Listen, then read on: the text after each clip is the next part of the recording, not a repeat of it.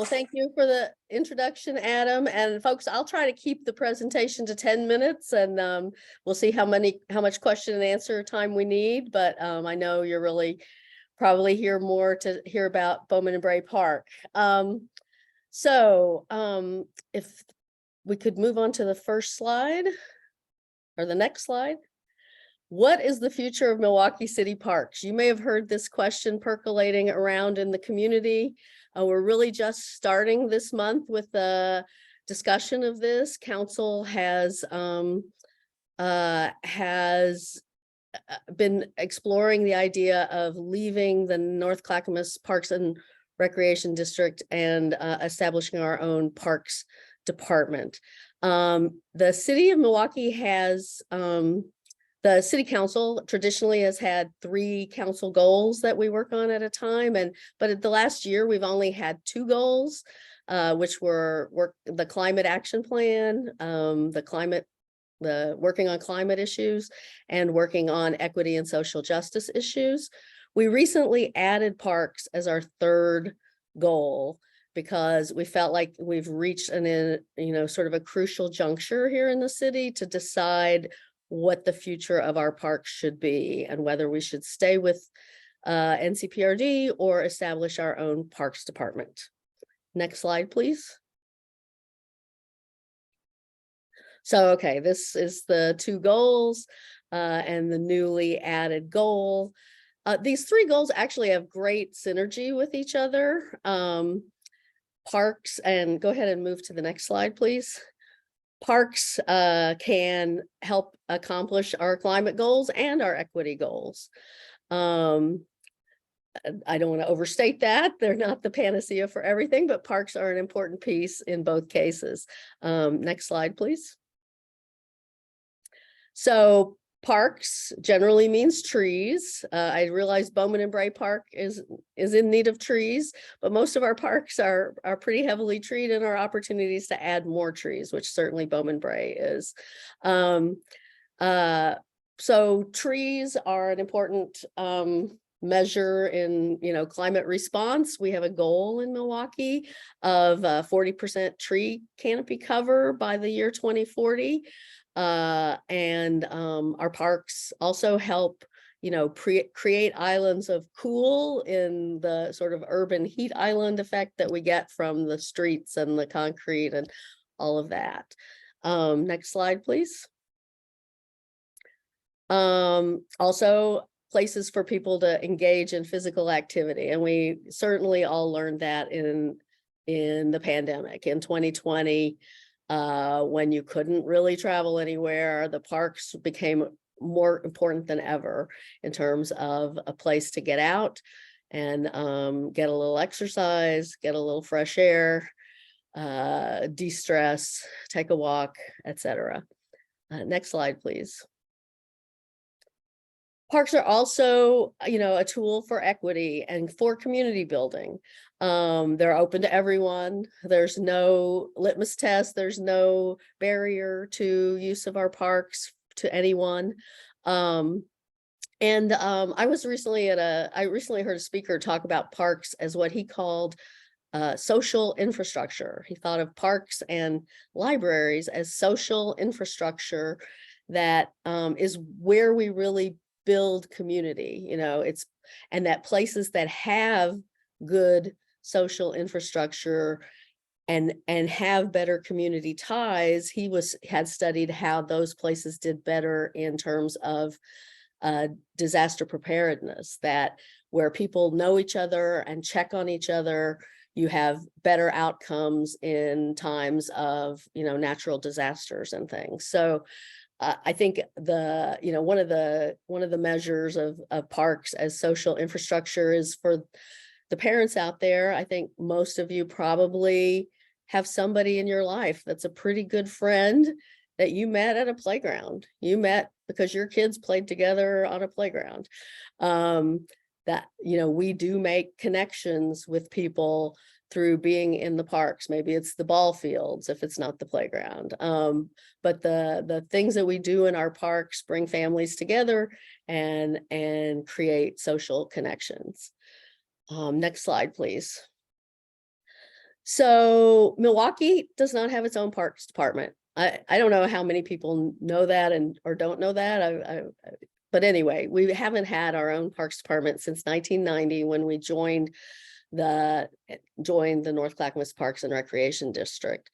So those of you who own homes on your tax bill, which will be coming out soon, there's a line item for parks for NCPRD. You pay 54 cents per $1,000 of assessed value that goes into the parks, to the Parks District.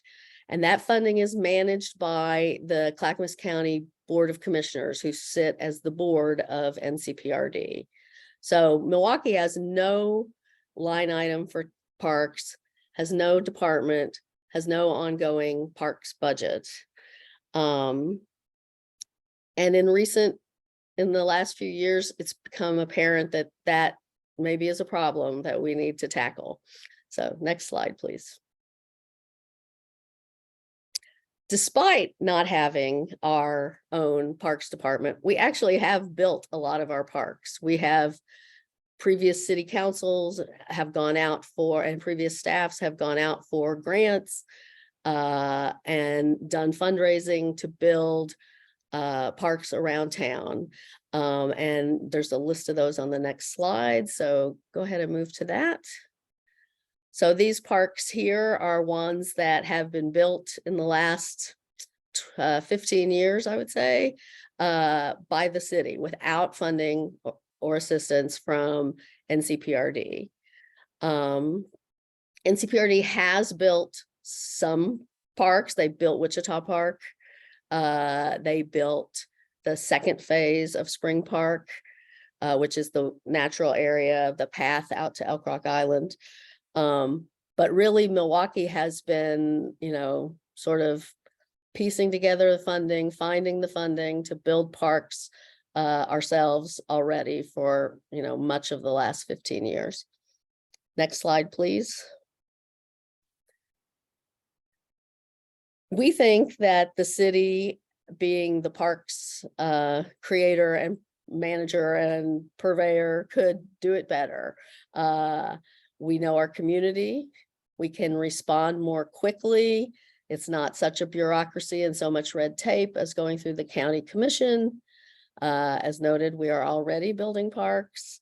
We also have a pretty good track record for using our parks for much loved community events like the concerts in Ardenwald and Ball Michelle parks, and of course the winter solstice in Milwaukee Bay Park.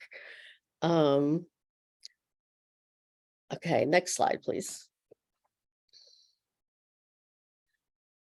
So if we had a funding source and created our own parks department, we could eliminate a lot of that red tape. We could go through a process of master planning to find out what exactly Milwaukee wants in the parks, what's missing, what we want, and strategize about how to, fulfill those desires of the community. We also could address some of our deferred maintenance. We have done an assessment, staff has done an assessment this year that we have something between $900,000 and $950,000 in deferred maintenance in our parks, outdated play equipment, other things that need addressing. So the city council is considering putting a levy on the ballot in the spring. It's not on the ballot you're about to get in the mail, but for either spring, either March or May, a levy that would ask for the same amount that's currently going to NCPRD. So the 54 cents per thousand of assessed value. I will say that's one of the lowest. I think it is the lowest rate in the state for a parks district, but that's where we're planning to go. It's a opportunity to that would only happen if we have settled upon the route for leaving NCPRD. We are in court right now trying to ascertain what's our proper method of leaving NCPRD. So no decision on that has been made yet. We're still exploring the options. But we expect to have an answer by the end of the year, or certainly very early in 2023, as to how complicated it would be to leave NCPRD. But assuming, as we feel fairly confident, that we will have the option to leave NCPRD without too much red tape, we are contemplating this idea of a levy that would mean that 54 cents that you've been paying to NCPRD would then be paid into the city and would create a new city parks department. Let's go ahead and go to the next slide. So what happens next? Public engagement. So that's tonight. That's your NDA meetings this month. Counselors have been coming around to your NDA meetings this month. There will be a town hall, I think probably there in the room you're in, on November 10th, where people can also come ask questions and hear more. And so then this also, the middle bullet here is about the levy. And then we hope that the levy will allow us, the amount on the levy will allow us to do, both sort of parks maintenance, but also addressing some of that deferred maintenance that hasn't happened. Obviously, with $900,000 accrued, that's not going to happen in a year or two, but at least maybe we can start chipping away at some of that in the years ahead. And then the master planning. So that's what I was alluding to by talking about discussing what we, what the community wants. I will say, we hear concern about access to the aquatic center, which is not owned by the city of Milwaukee. We do anticipate that leaving the district would come with a lot of negotiations about sharing access to things like that. We own the Milwaukee Center, the Milwaukee Community Center, although we haven't traditionally done the programming there, either the recreational programming or the elder programming, the food security, the Meals on Wheels, etc. We also own those ball fields in the North Clackamas Park, which of course serve a much wider array of teams and ball players than just Milwaukee residents. So we do think there are some opportunities for negotiation with the county for some shared access as we go forward, but there may be an interest in having our own swimming pool down the line. And I've heard for years interest in a skate park, for example. I hear quite regularly interest in some pickleball courts. So I think the sort of master planning process would be a way for for us as a community to have that conversation, because NCPRD has not really engaged in any kind of master planning or conversation like that since about 2007, and not much came of it that last one when they did do that. So I think we're ready to take, I guess I shouldn't say we're ready, but we think it's worth considering taking that into our own hands again as the city. Next slide. I think that's it. Yes. So I am happy to take questions now.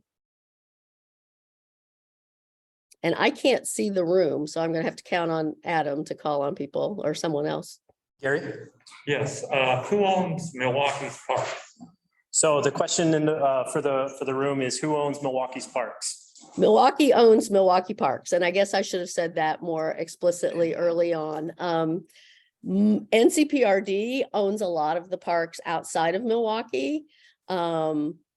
And the ownership of parks was a big bone of contention when Happy Valley left NCPRD 5 years ago, because Happy Valley didn't well, I think they owned a few of their parks, but they didn't own the bulk of their parks. Milwaukee owns all the property. Milwaukee prior city councils have been very proactive in buying the property like we're talking about tonight. Bowman-Brae and Balfour were both properties that prior city councils bought with Metro money or other money that they had access to because they were opportunity sites for future parks where they felt like they needed parks. So Milwaukee does own all of our own park properties. Yes, ma'am. I may have missed this, but do we get, as citizens, get to vote on whether we, as a city, need North Clackamas Park, or is it decided by council? So the question is, do citizens get to vote or is it decided by council whether we leave or not? That is in part the question that's currently before a judge. There's a bunch of different competing state law rules for special districts, which is what NCPRD is, a special district, just like a sewer district or water district in some places. We believe that we can leave without a vote of the people. That the way we got into the district and the intergovernmental agreements that we have provide for that, provide for departure by city council vote. But that is the question we have before a judge now to give us a clear answer on that. It was, yes, sir. That 54 cents per thousand, what does that entail now? What does it amount per year?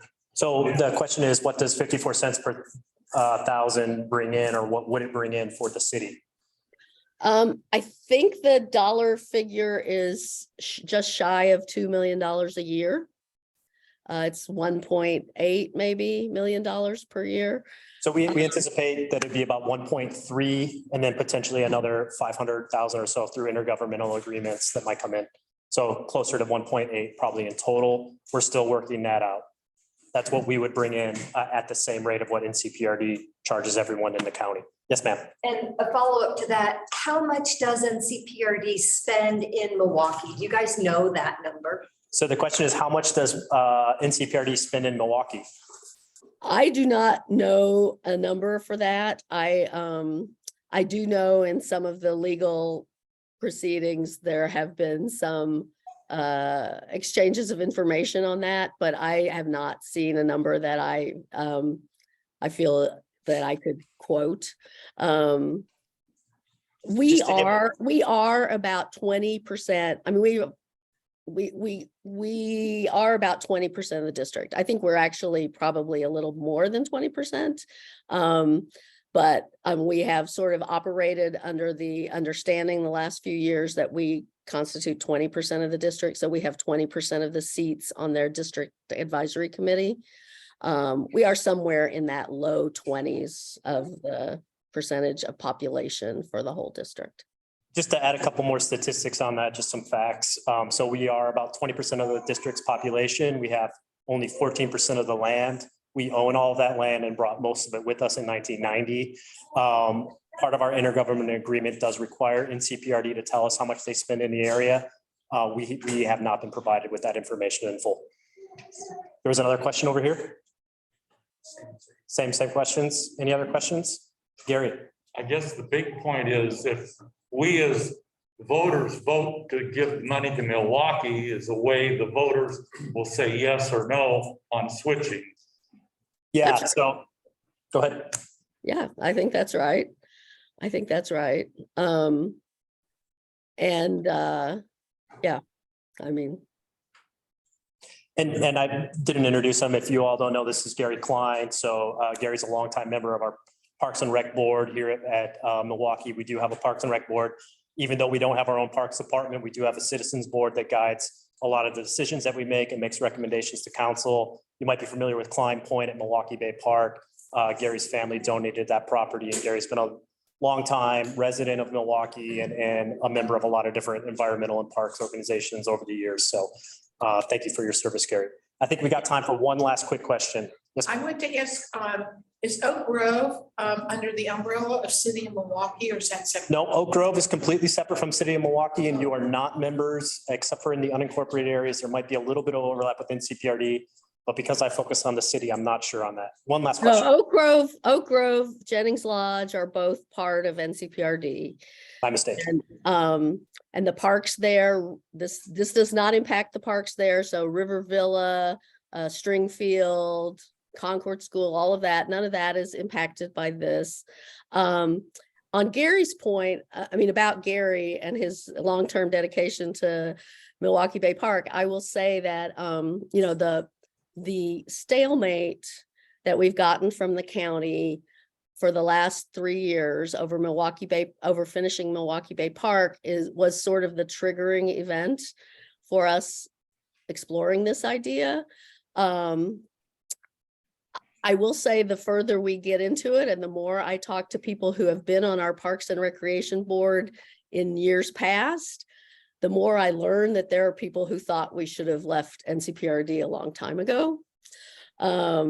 Many members of Parks and Recreation Board have had frustrations over the years. So I will say that our frustration is really more with the board and sort of the guiding decisions, the financing decisions, and not with the staff of NCPRD, who have generally been very, have wanted to do their best for parks, throughout their district, and have not treated Milwaukee differently. I would just want to add one point. So Scott Park, Bowman-Brae, and Belfort Parks, those are funded by a grant held by the city. I'm a city staff person. Regardless if we leave or stay in NCPRD, the development of those 3 parks will continue on regardless. The question will be, do we continue to work with NCPRD staff as we have, or will we take this on completely as ourselves? And with that, I think we're going to jump into our presentation. So thank you, Councilwoman Beatty, for your time. Appreciate it.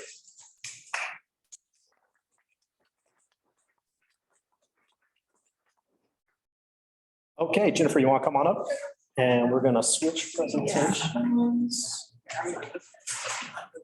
So you just have to bear with us just a second. This is the first time that we've done the presentations this way. Every park has been a little bit different on presentation, so. Do you want to take it away? Jessica and can you all move that little? Yeah. Square. Perfect. And then do we have anyone on Zoom? Yes. And they can hear? I believe so. Okay, yep. We have 10. Okay, welcome everybody to the Bowman-Brae planning session. And thanks for coming. This is a great turnout. Adam already introduced me, but I'll reintroduce myself. I'm Jennifer Devanzo with Greenworks. We're the landscape architecture firm on the project. Just quick agenda. So we're going to go through, we already did our intros. We've got a project schedule we're going to go over. Want to report back to you the feedback that we got in August. Look at the revisions to the master plan, and then talk about next steps. Next.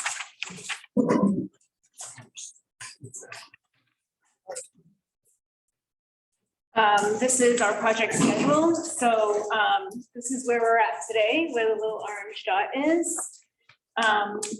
And Adam went through our grant funding process. So here we are. This is our opportunity to give our last bit of feedback.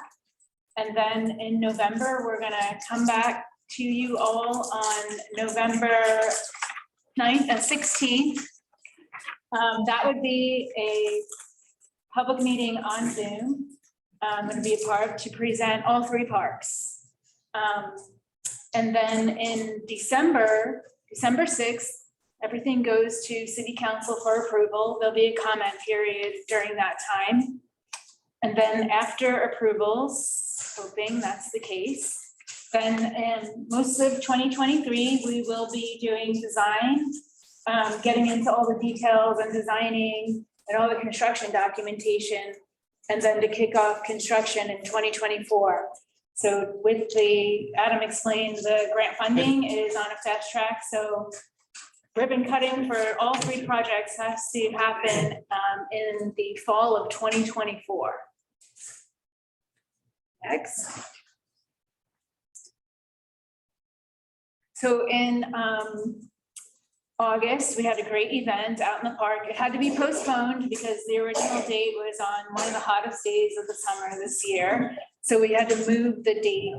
So then we had extended the online surveys as well. So in total, this is just for responses. Like we had 88 responses, written responses and online responses, but we had probably over 120 to 30 people that participated, whether online or in the parks. So we had 52 online responses and 37 written responses from the park event. So one of the first questions that we asked was like, what do you like about the current master plan? So over here in the room, we have the master plan from 2015 that was approved, and then the revised design based on the feedback and budget.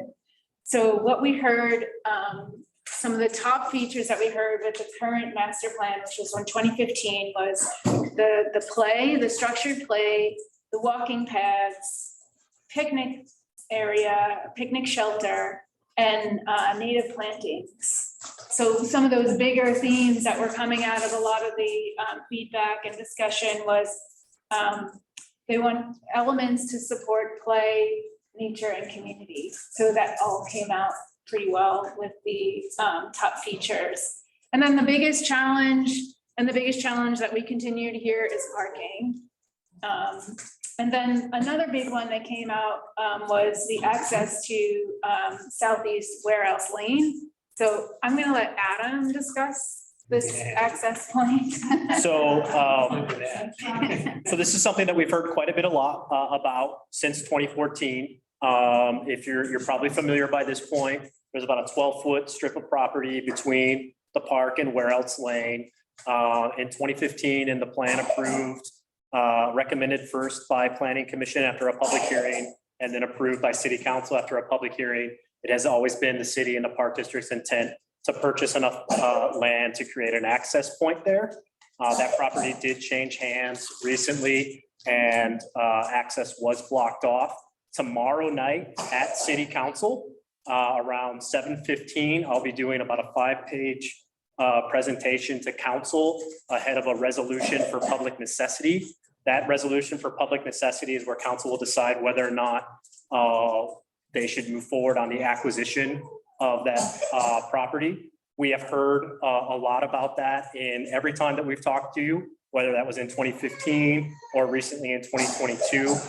So we are taking steps to move forward. There are lots of different steps paths that we could take to acquire that property. And the first step is tomorrow night. So if you all are interested in that and feel strongly about it, one way or the other, you're welcome to chime into City Council tomorrow night around 7:15, either in person or on Zoom. You can make those comments and that will start the process. That doesn't lock us into any path to that acquisition, but it is our intention to create that access because we know that that is not only an important part to access the current park and the future park, but also an important transportation connector. We know that a lot of people have to go all the way up to Lake Road and then come back down.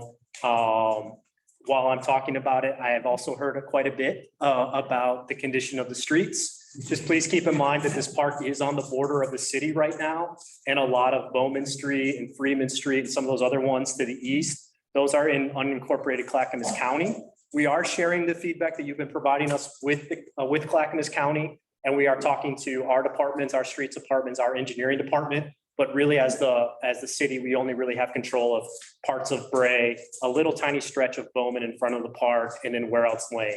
But we are sharing the feedback that we're hearing from you with the appropriate entities and seeing what we can do about that.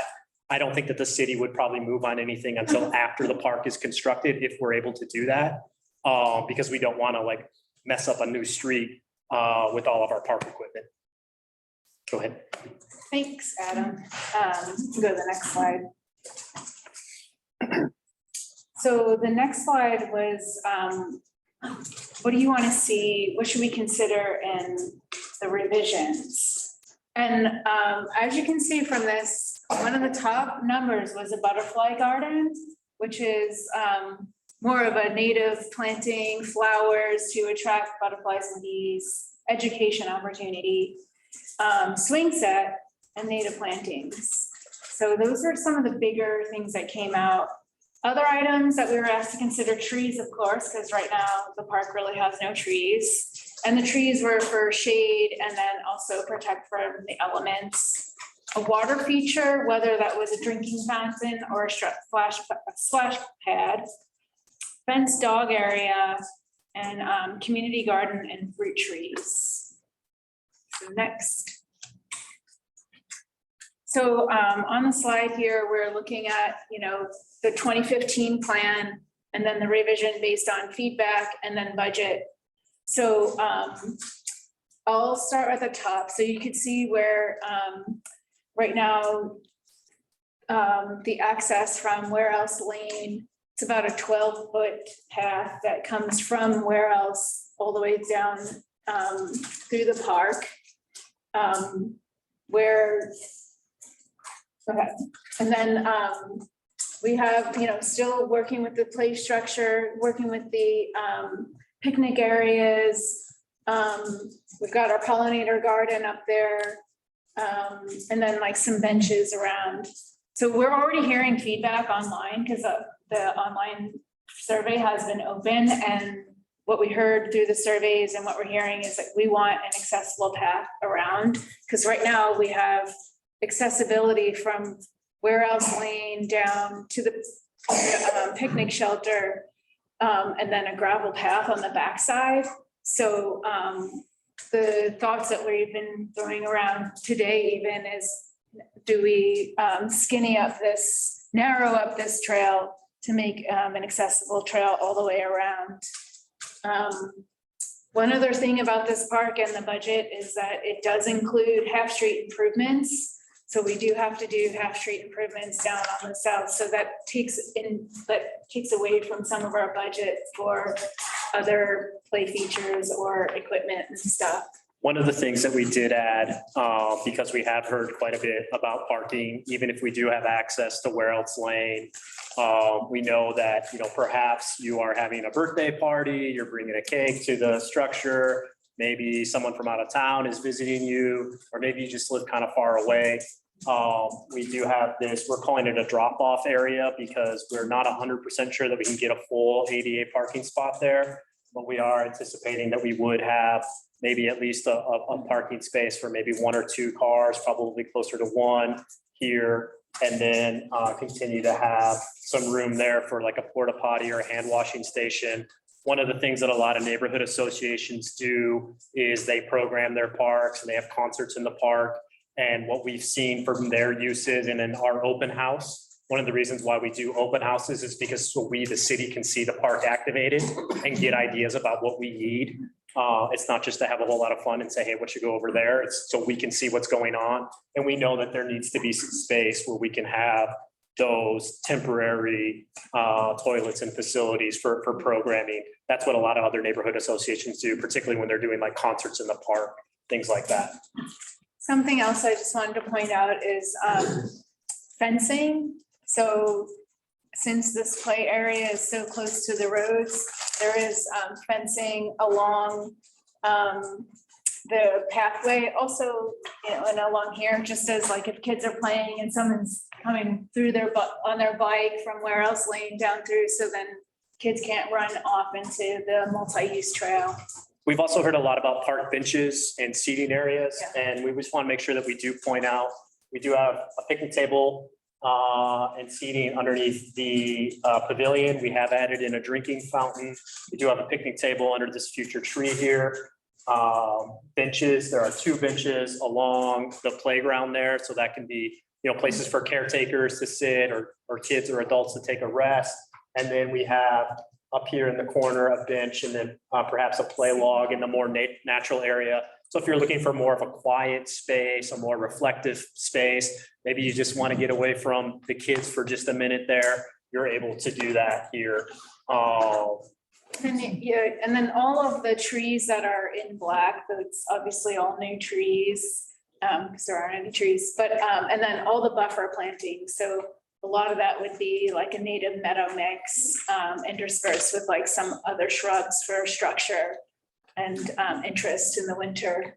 And a lot of these details in terms of like width of path or thickness of path or what species of trees we're going to plant or the exact location of things, those are all things that we will work out over the next year of design and permitting. Right now, we're in the conceptual phase and we're just kind of blocking things out.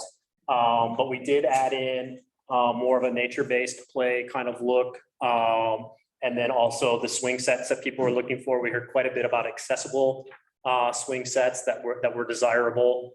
We don't have a whole lot of those in the city, and we heard a lot about that. And so those are the things that we've added into the park.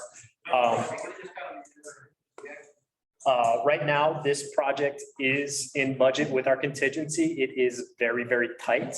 And if you've been to the grocery store or the gas pump lately, you know that, right, we don't have a whole lot of control over the prices of things right now. So we've spent a lot of time looking at the budget. We still have some room to do here on that. But I wanted to try and make sure that I did mention that we think that we can afford this right now. When we go to break ground about a year and a half from now or 15 months from now, things might change. And that's why you see on your surveys, we're asking people to rank things. So you can go to the next slide. Let's go to the next slide. I got ahead of myself, as I sometimes do. So yeah, so on your surveys, it'll ask you to rank in order of your preference, what you want to see in the park. So Adam mentioned the swings, and then we have a log play feature, the picnic shelter, pollinator garden, and then drinking fountain. And then features that will be in the park that we're not ranking, they're going to be there, so we don't have to rank them, would be the walking trails, open lawn, benches, picnic tables, trees and native planting, bike racks, and trash facilities. We didn't put those on the ranking list because we already know those are going to be park features. Cool. Okay, so next steps for today is a lot of you already ate, so food and discussion. The survey, we'd love for you to fill out the survey, and then you can hand it to one of us and put it in the back of the survey. The online survey will be up through November 19th, Wednesday. No, October 19th. What did I say, November? October 19th. And then, as I mentioned earlier, the special park meeting will be at 5:30 on November 16th. And then the December 6th city council and comment period. That's it. Questions? Anybody have any questions about the design? Yes, ma'am. What about the watering of the plants and trees? So there will be irrigation. We are planning for irrigation. We are also planning on probably scraping the full park area and replanting. So leveling and replanting the lawn, and then most of the outside area is seeded. And that would all be irrigated. Are you aware that park collects water in the rainy season? Yes. Basically, it's a standing puddle on the western half of it. Yeah, so we will need to take a look at that. One of the features that we didn't mention, if you want to go. Yeah, one of the features is like we have a rain garden that's. We don't have a whole lot of elevation change on the park. There is a few feet of that. And sticking with the 2015 plan, we do have a small rain garden in the corner of the park here to try and manage some of that water naturally.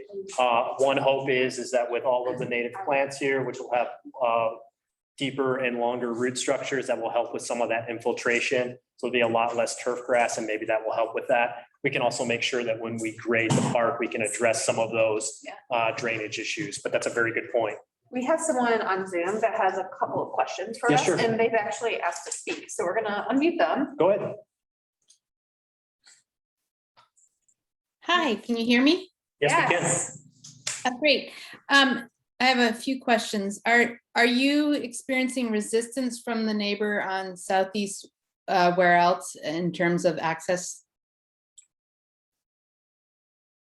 Well, I can tell you that right now there is a fence across their property, which they own, which is their right to do. The city has been in negotiations with them, and the action that city council takes tomorrow night would not lock us into any sort of path to acquire that property, but that is a decision that city council will need to take. City attorney and the property owner's lawyers have been talking.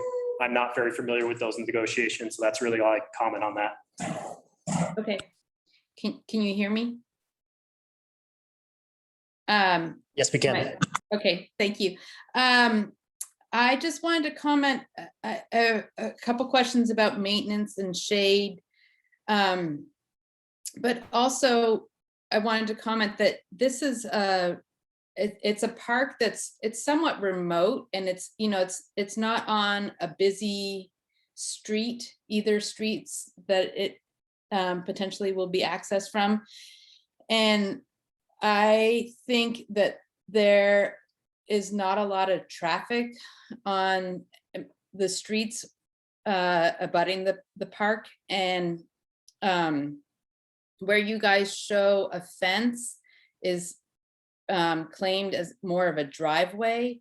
And so I think that that might be a little bit of a unnecessary expense in terms of safety. There isn't a lot of traffic on these streets, and the people who are going to be accessing this park, I feel like are going to be mostly people from the neighborhood who are mainly going to be walking there. I don't think there's a lot of traffic danger in terms of needing the fence there. And then also that also brings up the drinking fountain. I think that my hunch is a lot of the people accessing this are going to be coming from their houses nearby and can go home if they're thirsty. I don't think that it's going to be like, oh, I'm really far away from home and can't get water and I'm thirsty. And so that seems like a little bit of an unnecessary expense to put in a drinking fountain. I will say, though, I will make an argument for, it seems like in the newer revision that there's not a shade structure. I think that whether you're walking from far away or nearby, having shade as we have hotter days and more intense sun is advantageous. And the trees obviously are great, but I would argue to save money on, instead of having a fence and drinking fountain, and maybe considering putting back a shade structure. And that's it. So thank you for those comments. Those are great comments that could go on your survey online on Engage Milwaukee. Just to clarify a couple things. So fencing around the property also works as screening. We're also got fencing around the path and the playground that works for containment, keeping bicyclists and cyclists on the path, and then also keeping children, particularly children who may have some developmental challenges that they're going through. Fencing helps to contain those. So one of the things that we did on this project is we put together a playground design presentation that talks a lot about how we design playgrounds, particularly for sensory-based play and people of all different abilities. And this fencing here along the path would keep children in the play area so they're not wandering into the path, which we know will be a connection for the neighborhood as well. So that's part of the consideration we're making there. And there is a shade structure in the project. So if you look at number 7, we just aren't showing the roof, but that's a shade structure there. So there's still a structure in the design. Am I still audible? Yes.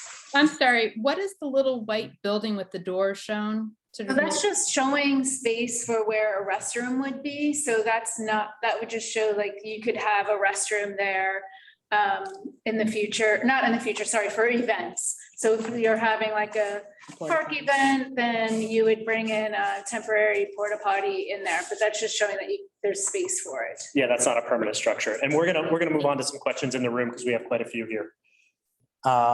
Yes, sir. She brought up shade. I noticed the majority of the trees are on the north side of the park, which aren't going to shade the park. I think you need to move some of those trees over to the south side of the park so we actually get shade. Okay. Yes, ma'am. So it looks like you aren't planning for kind of a traditional playground with like a slide. It's just the natural structure, is that right? Yes. So the question was, are we planning on a traditional play structure or more natural? This concept shows more of a nature-based play, which could be more logs and stump hoppers and cargo nets is what we're showing here. Those decisions aren't final though, and we'd love your feedback on that. Does that answer your question? Yeah, yes, ma'am. Oh, excuse me, at the Milwaukee Community Center in the park there, Activist Park, North Activist Park. They have an exercise area for dogs, but would they have something like that, or are these parks too small? I haven't been to that park, so I don't know. So- Yeah, Or let's would see. dogs be allowed in the park? Oh, yeah, dogs are allowed in the park. On leash. Dogs would be allowed in the park on leash. Oh, but they won't have like a little exercise area where they can kind of. A lot of times they need like a pretty good size for those areas and these See, I are haven't pretty been to the small park, so I parks. don't Yeah. Yeah, just to give you an idea, this piece of property used to be for 3 townhouses. So it's what, 0.7 acres? Yeah. It's about 0.7 Maybe acres. even smaller. But 0.5 perhaps. So it's very small. And so we did hear a lot of feedback about an off the leash area for dogs, and trying to fit everything in here would make that very small and probably smaller than your own backyard. And we just felt like it might not be worthwhile if we did that. You've had a question back here. I'm sorry. The pump house, does it have to remain? The pump house is not on city property. That is owned by the Oak Lodge Water District. It is a former interconnect between water systems. We've had a few discussions with Oak Lodge Water District, but we don't own that property. It does need to stay. My understanding right now is that it's a little bit redundant. And we have been talking with them a little bit. Peter, does that? Actually, I'm Peter Pasquale, the Public Works Director. I am in the process of having a discussion with local law, actually because system between 2 houses. Okay, so I spoke too soon. So for those of you on Zoom who didn't hear, Peter Passarelli, Public Works Director, just clarified my statement. So the pump house is an interconnect between water systems and. Not yet, but we're looking at potentially as an option to reconstitute that. It is not obsolete, it is not redundant, it is probably going to be reconstituted. So please ignore that. Thank you, Peter. Were there other questions, maybe online or? We have some online, if, while y'all think about yours. I believe, oops, mine's scrolling back up. I believe the drinking fountain for kids, families and dogs is a great idea. People can come and need to refill bottles, as I see a lot of families who ride bikes over to the park. I live right down on Bowman, right at the driveway city park, literally down from the pump house, and walk my dog regularly and actually see lots of families with just on first bike 5 to 8-year-old kids come to the park. So yes, please, water fountain. And we also had another question. Can neighbors block access by the pump house? I have seen no trespassing signs there. So I just do want to point out one of the things, this park right now is surrounded on about 3.5 sides by private property. So Bowman Street does turn into the driveway for 2 houses. That does become private property, and those no trespassing signs do exist where it turns from public street to private drive. Down on Brae Street, where it's gravel, that's actually a private drive leading to the flag lot in the back there, 2 homes. And then, of course, we have the big fence along the north edge of the park there, those are a fence between someone's backyard. And of course, we discussed the situation at Where Else Lane, where there's a small strip of property there. So there is very little public access to this park, and it only exists between the intersection of Bowman and Brae Street to where that old Cypress Street used to be, where there's kind of that wood fence there, and that's where those no trespassing signs are. So that is private property.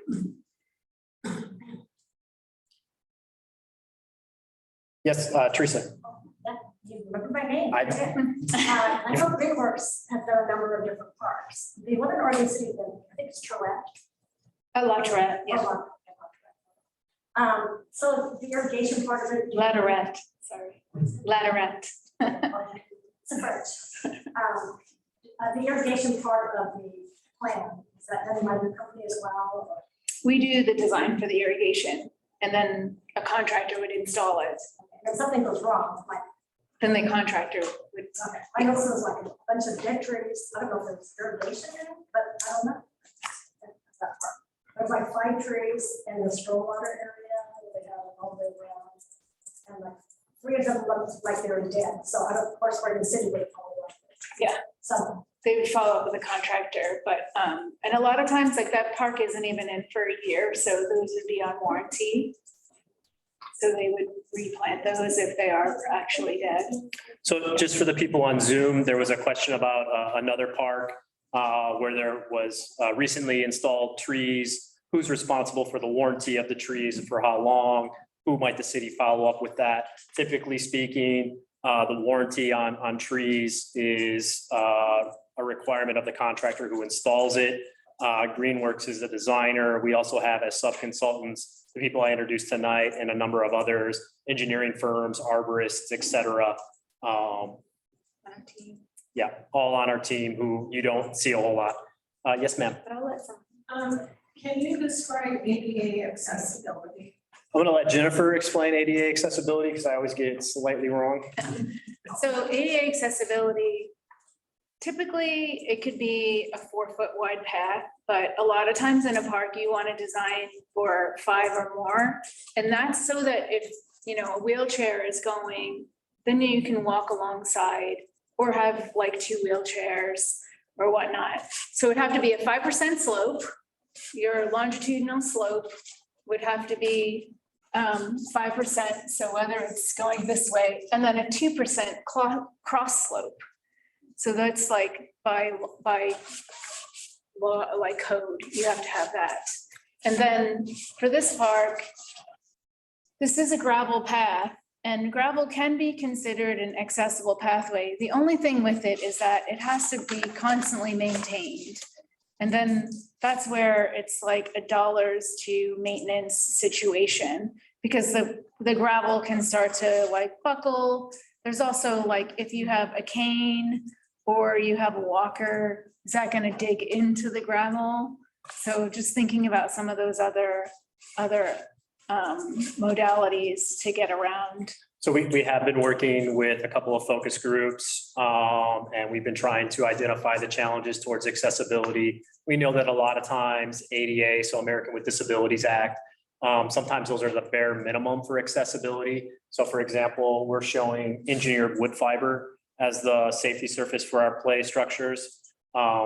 Playgrounds, 80% of the injuries come from play. And there are lots of different ways that you can protect against that. One of this is this engineered wood fiber. It's not the same sort of stuff that you go buy at Home Depot. It's actually manufactured and engineered, so it's safer. It doesn't have a lot of sharp edges or spears. Or it's angled, so like it packs down and makes a flatter surface instead of chunkier, like in your garden and stuff. Yeah.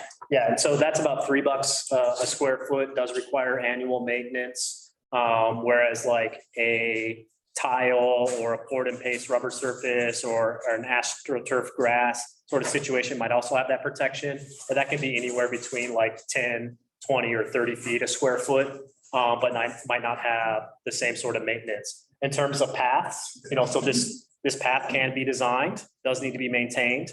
It will save us a lot of money. It also, concrete is about 8% of global carbon emissions. We do have a very strong climate action plan, and we do try to maintain that. And so this would also not only save us some money that we could put into other parts of the park, but also cut down the carbon footprint of the project. Got 2 things online. So a follow-up comment related to accessibility. If there's not a parking space for an accessible, if there's not a space for an accessible parking spot, that will impact accessibility as well. And we also have a question related to who will maintain the pollinator garden. So good comment. You're right. Having ADA accessibility all the way to the street, especially with the conditions of the streets or the lack of sidewalks on private property there. So that pull-off space or that ADA space can become very important there. Maintenance of the park right now, while we are in the district, would fall upon NCPRD, North Clackamas Parks and Rec Department. If the city leaves NCPRD, we would be responsible for doing that ourselves. One of the things staff has been doing, like Peter presented to council a couple of weeks ago, a mock budget. So our first thought of what a budget would look like for the city if we had a Parks and Rec Department.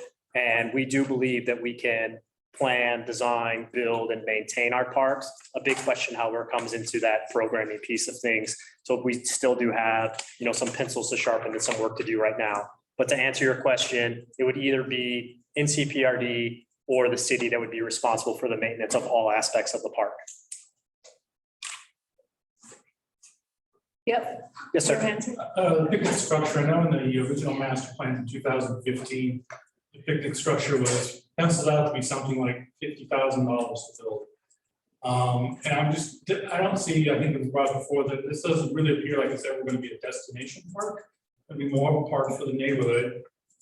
I don't see that picnicking there is going to be a prime thing because most of the houses in that neighborhood have larger lots, have decent backyards. So there, right there is a huge cost saving that can be made by not building a probably now $60,000 picnic structure and use that in some of the other parts of the park. It's probably more than that right now. And that sort of comment, that's the sort of feedback that we're looking for right now.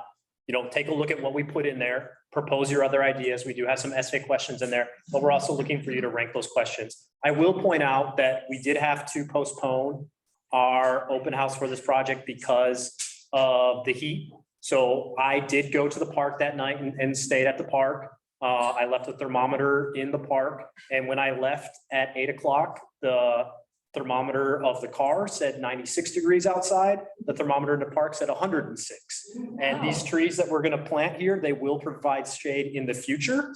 But we're not going to have immediate tree growth. And so that's one of the reasons why we feel like the water faucet and the shelter is really important, because we need to have some immediate shade here. But it is a very good point.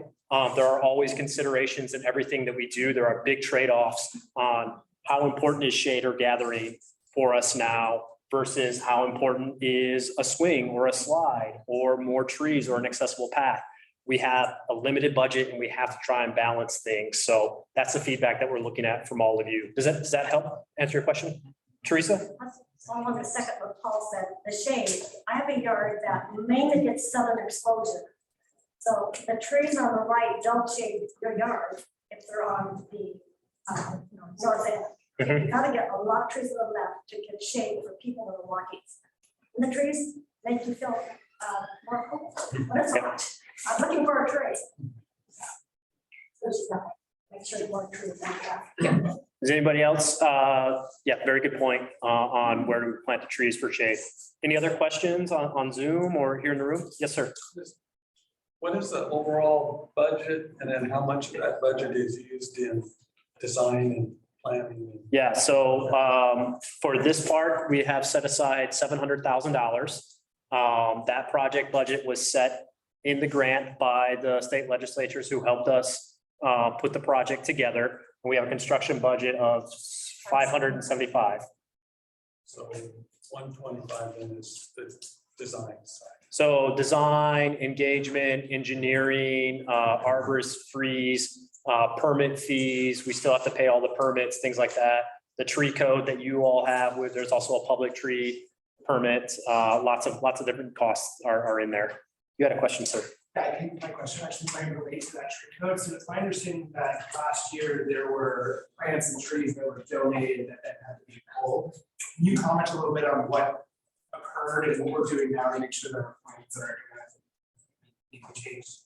Yeah, I wasn't here for a lot of that, so it's kind of hard for me to comment. I think the quickest way to say things is that there was some misunderstanding between the city and CPRD and the neighborhood association when it came to planting some trees. Some of them were damaged by deer.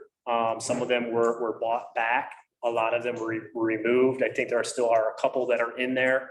And there's been a lot of questions while we've been in this planning process of like, hey, what are going to happen with those few trees that are still there? And we've just asked everybody to kind of like, hey, let's hit pause on the trees that are in the park right now. Let's get a good design. Let's let our arborists take a look at things and make a determination on what can stay and be salvaged and what could not. There could be some opportunities for people to buy trees back, for the city to buy trees back. But I know that a lot of them were purchased back after they were put in the park. There are some comments and maybe questions coming through. Sure. Do you want to read them? Yeah.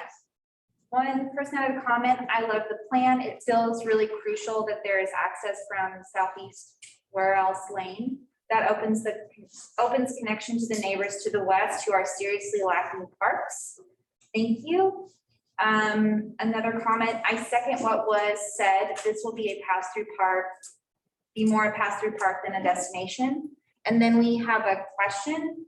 Is there a possibility of some kind of shade fabric over the playground? More shade over the playground. Yeah, put it in the comments. Yeah, so did she hear that? I think so. Yeah, you can add that to your comments. We did add these trees here for that particular for that reason. But yeah, we can add that to the comments and see what comes out. It's just more expense. Did you have a follow-up comment to that? I did, you know, I just wanted to clarify. So the comments that are being made really need to be made in writing in order to be. No, we are getting them as well. Yeah. So you are doing it, we are taking. Yes, it's just, it's very helpful to have them in writing. That will go along with all the other ones that we heard in writing, but we are taking notes for everything you're saying. Yeah. This is also all being recorded, and we will put this on the city's YouTube channel and our website. And we read every comment, all of them.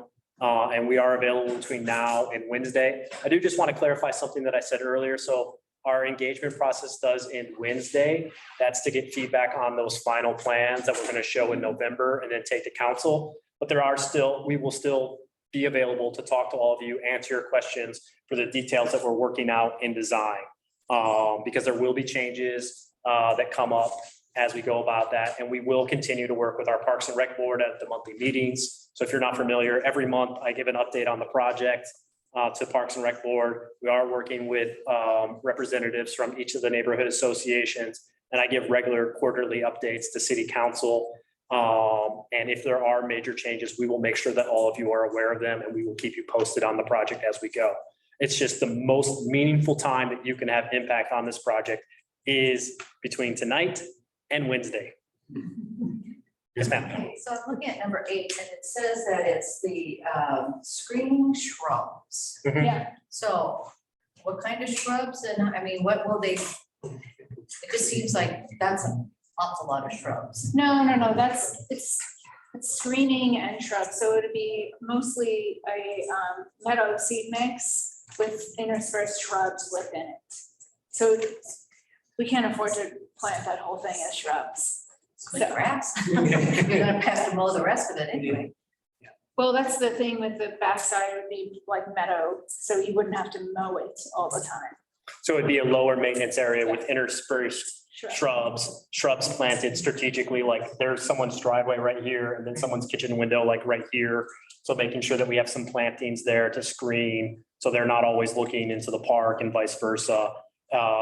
We don't have the exact design of this, but this whole thing wouldn't be shrubs, and it also wouldn't all be meadow. Yeah. It'd be a mix. That's yet to be determined. More Two more questions? comments? Sure. So we had somebody who already completed the survey online, but they wanted to just add in that they would like more trees on the south side to shade the park over time. Heard a lot about that. Got it? And neighbors already have big yards and access to row play fields. More trees would be best.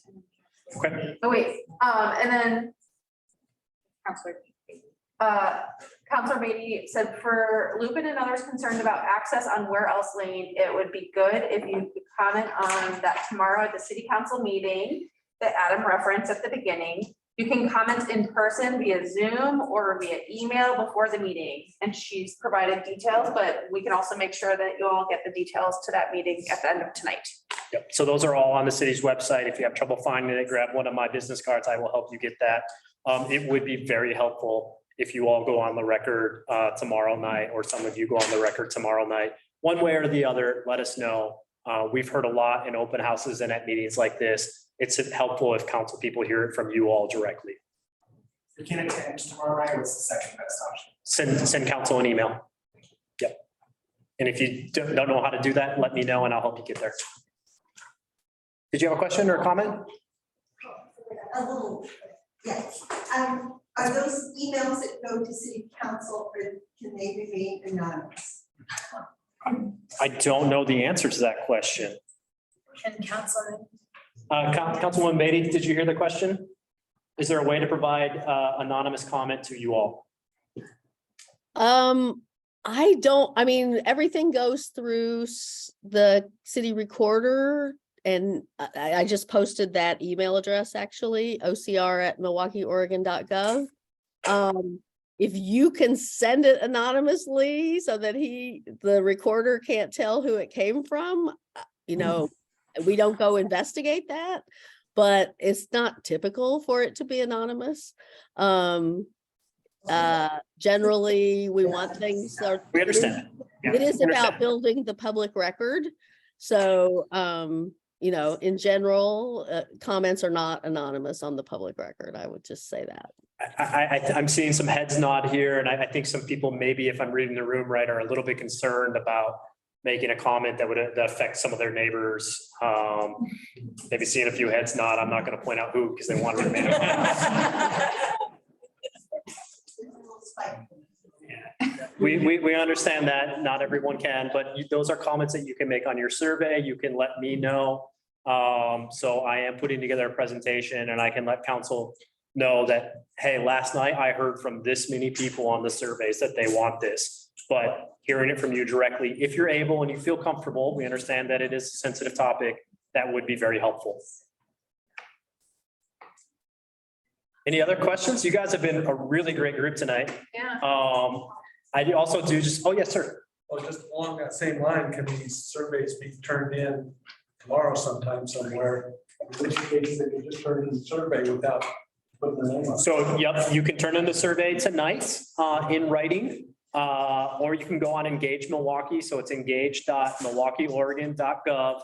That survey will be live until midnight on Wednesday. Is that thing on number A for us to contact you besides the project? Is that just this part or is it for everything in Milwaukee? It would be everything park related. That is an email list that I keep myself. I've sent out 3 emails, 2 in the last 3 weeks, and that's it. That's if also some people are putting questions in their comments and they want me to follow up and provide clarifying information on. So that would signal that you want me to contact you. Typically that happens with me sending you an email and say, hey, I saw your survey. If you want to talk, give me a call or send me an email. And then they do that. But that wouldn't put you on the email list for like the entire city or anything else. It would just be this project. And if you want to get off of it, just send me an email and I'll take you off. So we are going to be here for another half an hour answering questions and talking. But I think we've kind of slowed down tonight. So we're going to be here. If you have questions, if you want to look at the design some more, if you want to see examples, we're here. Please do help yourself to all the food because it's not going home with me tonight. Very nice. I want to go talk to Jennifer. One of the things I did want to say is you all didn't only just show up here for Bowman-Brae Park.